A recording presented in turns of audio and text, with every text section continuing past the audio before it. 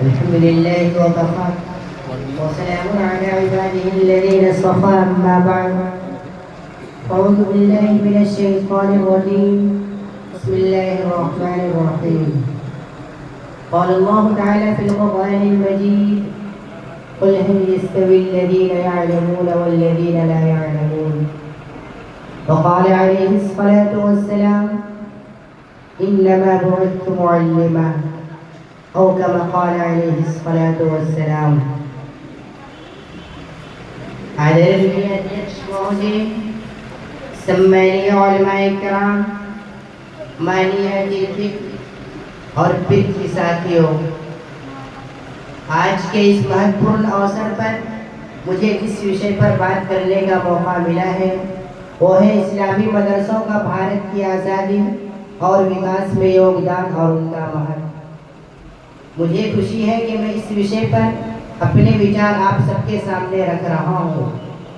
इस्लामी मदरसों का इतिहास उतना ही पुराना है जितना कि मानव जाति की उत्पत्ति। जब अल्लाह तबारक व तआला ने हज़रत आदम अलैहिस्सलाम को चीज़ों के नामों का ज्ञान दिया तो वही पहला मदरसा था।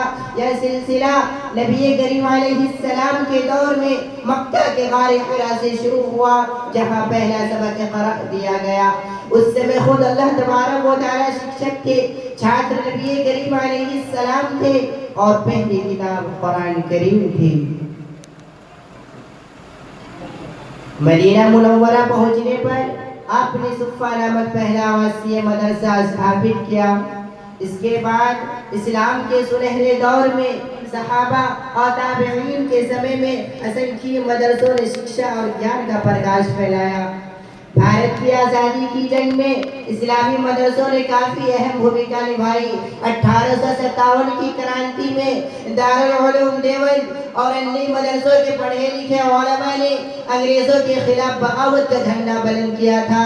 शाह वलीउल्लाह और शाह अब्दुल अजीज जैसे वीर वालों ने आज़ादी के विचार को जन जन तक पहुँचाया।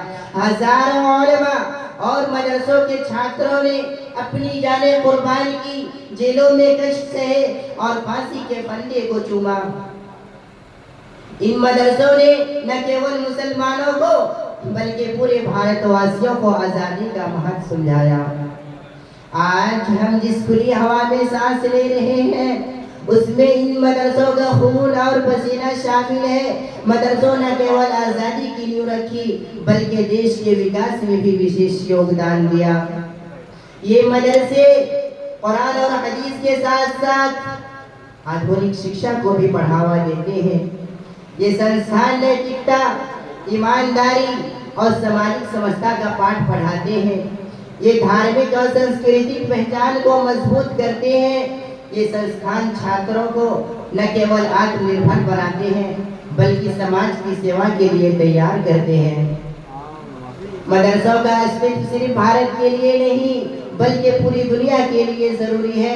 अगर ये मदरसे ना होते तो कुरान और हदीस की तालीम देने वाले ना होते, समाज को नैतिकता, ईमानदारी और न्याय सिखाने वाले ना होते, हलाल हराम को पहचान करने वाले, जनाजे और निकाह की रस्में निभाने वाले ना होते। अल्लामा इकबाल ने फरमाया था, इन मदरसों को उनकी हालत पर रहने दो। अगर ये मदरसे और इनकी टूटी हुई चटाइयाँ न रही तो याद रखना तुम्हारा वही हाल होगा जो मैंने स्पेन में मुसलमानों का देखा। आज जब दुनिया तकनीकी प्रगति कर रही है तो हमें ये समझने की ज़रूरत है कि असल तरक्की केवल भौतिक साधनों में नहीं बल्कि नैतिक और आध्यात्मिक मूल्यों में है। इस्लामी मदरसे हमें यही सिखाते हैं। ये केवल शिक्षा के केंद्र नहीं बल्कि शांति, भाईचारे और इंसानियत के संदेश वाहक हैं। हमें इन मदरसों का सम्मान करना चाहिए और उन्हें मजबूत बनाने के लिए हर संभव प्रयास करना चाहिए। ये न केवल मुसलमानों बल्कि पूरे भारत और दुनिया के लिए ज़रूरी है। मदरसों का उजाला ही हमारी पहचान है। वाखिरु दावाना अल्हम्दुलिल्लाहि रब्बिल आलमीन। अस्सलामु अलैकुम व रहमतुल्लाहि व बरकातुहू।